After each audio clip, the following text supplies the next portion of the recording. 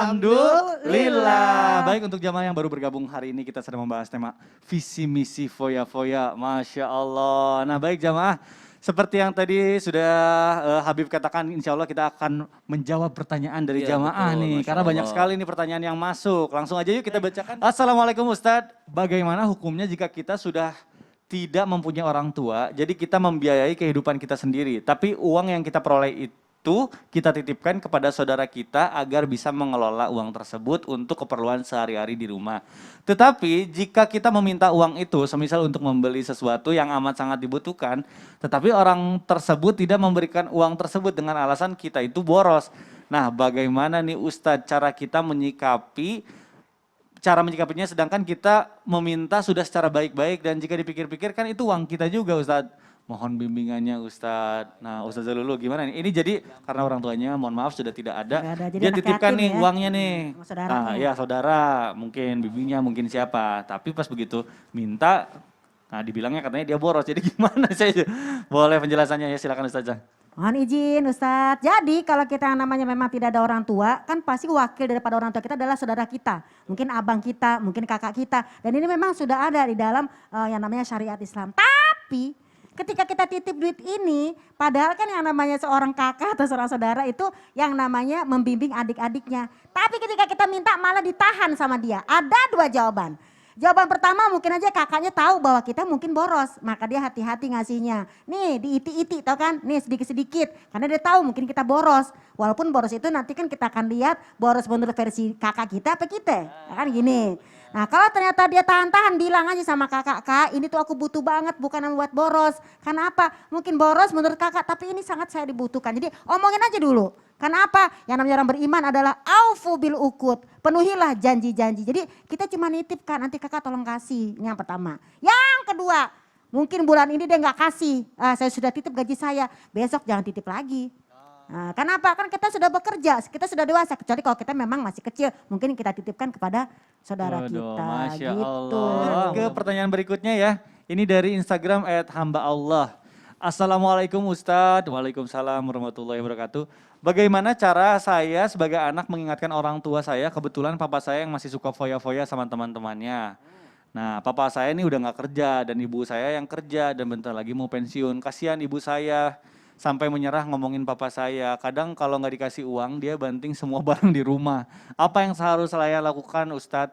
Apa saya dan ibu pergi meninggalkan papa saya saja? Karena percuma hidup dengan orang yang tidak tahu terima kasih. Waduh sabar. Bib gimana nih Bib? Ini permasalahan rumah tangga ini berat nih memang. Mesti yang jawab Ustadz Maulana. Wah ini gimana nih? Mau Habib apa Ustadz? Habib. Sweet deh. Habib silakan Bib. Masya Allah, memang kadang-kadang nih orang tua tidak bisa membawa dirinya sebagai orang tua.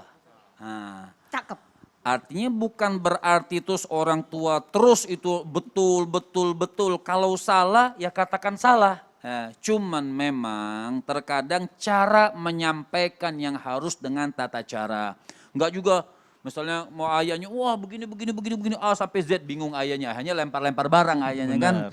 Nah memang kadang-kadang tabiat buruk nih. Tabiat buruk ini kalau nggak dirubah, kalau ulama mengatakan kalau nggak dirubah sampai 40 tahun umurnya, kali tabiat buruknya ini nggak dirubah, itu bisa sampai mati nggak berubah-berubah itu tabiat buruk.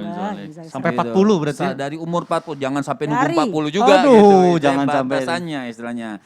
Jadi tata caranya bagaimana? Mungkin kalau ini ayah punya saudara, kakak, atau dicari orang yang disegeni dari ayah kita. Jadi jangan dari kita atau mungkin jangan dari ibu kita. Atau cari siapa guru agama yang disegani oleh ayah kita sehingga diajak ngomong, diajak bicara, diingetin.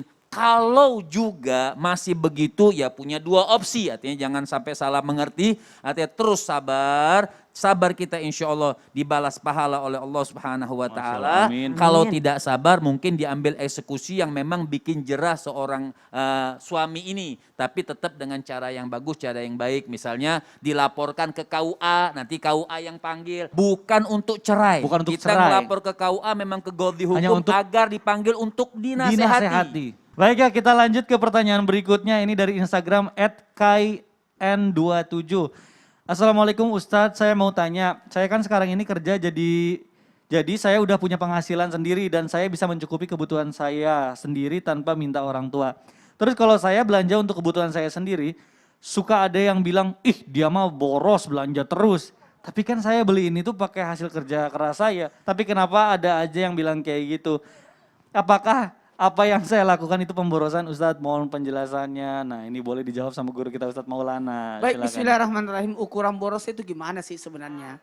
Jadi ada ukuran boros. Nah, orang yang berbelanja harta bukan pada kebenaran, bukan pada tempatnya, bukan pada kebutuhan, itu namanya boros. Tuh. Nah, dia beli tapi tidak digunakan. Definisinya, betul. Jadi itu Dia. ukuran borosnya. Ini kalau dibeli ada manfaatnya enggak, ada gunanya enggak?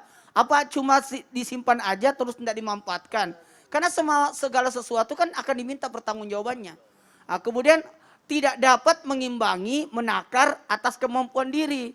Mohon maaf, kalau memang handphone cuma bisa WA, SMS, ngapain harus ada aplikasi yang banyak-banyak itu? Betul. Jadi sesuai aja kebutuhannya. Kemudian orang yang boros itu diibaratkan saudaranya setan. Kenapa? Kenapa diibaratkan saudara setan? Karena kategori tercela. Sekali lagi, tindakan tercela. Dan tindakan tercela ini sangat disukai setan. Jadi ketika kita melakukan sesuatu keborosan, sebenarnya kita sudah dianggap bersaudara dengan setan. Karena setan menyukai, sekali lagi, menyukai sesuatu yang tercela. Dan kategori boros adalah sesuatu yang mengambur-amburkan harta. Masya Allah, ini Mengambur-amburkan harta. alhamdulillah ini dapat definisi boros. Kalau misalnya memang kita belanja bulanan untuk kebutuhan kita ya, Nggak ada berarti itu masalah. bukan boros Jadi ya. bukan. Jadi ada orang memang kebutuhannya dia wifi. Iya, Dia harus.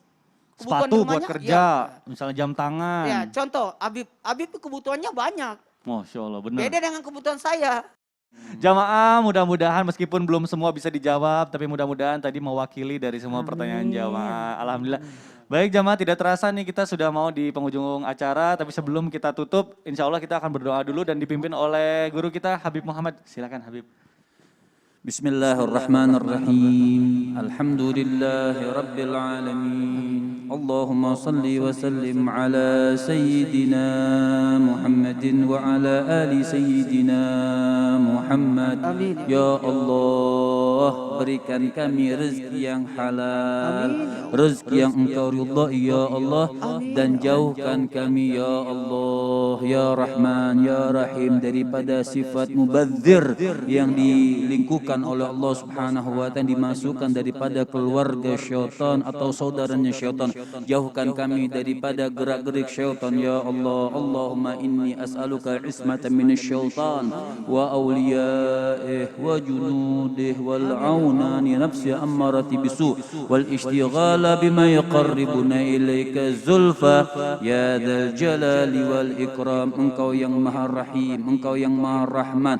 Atas izinmu ya Allah kami terhindar daripada keburukan tersebut. Amin amin ya rabbal alamin. Amin amin ya rabbal alamin. Alhamdulillah, alhamdulillahirabbil alamin. Di pagi hari ini kita sudah mendapatkan ilmu yang banyak sekali dari guru-guru kita. Sekali lagi saya ingin berterima kasih sedalam-dalamnya kepada guru-guru kita, kepada jamaah yang sudah menyaksikan Islam itu indah. Akhir kata saya Mikdad Adausi mohon undur diri, mohon maaf apabila ada salah-salah kata.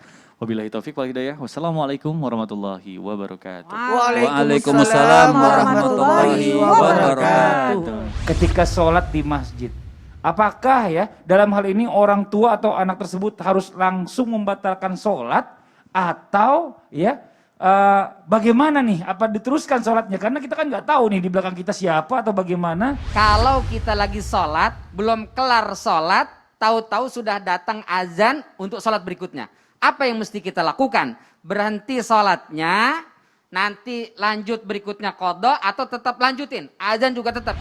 Apabila seseorang melaksanakan sholat dan dia dalam keadaan sangat mengantuk, maka dia hendaklah tidur terlebih dahulu, setelah tidur baru sholat. Ketika kita sholat, tiba-tiba orang tua memanggil dan orang tua tidak tahu, maka posisi yang kita lakukan mengeraskan bacaan peralihan sholatnya, takbirnya. Allahu Akbar.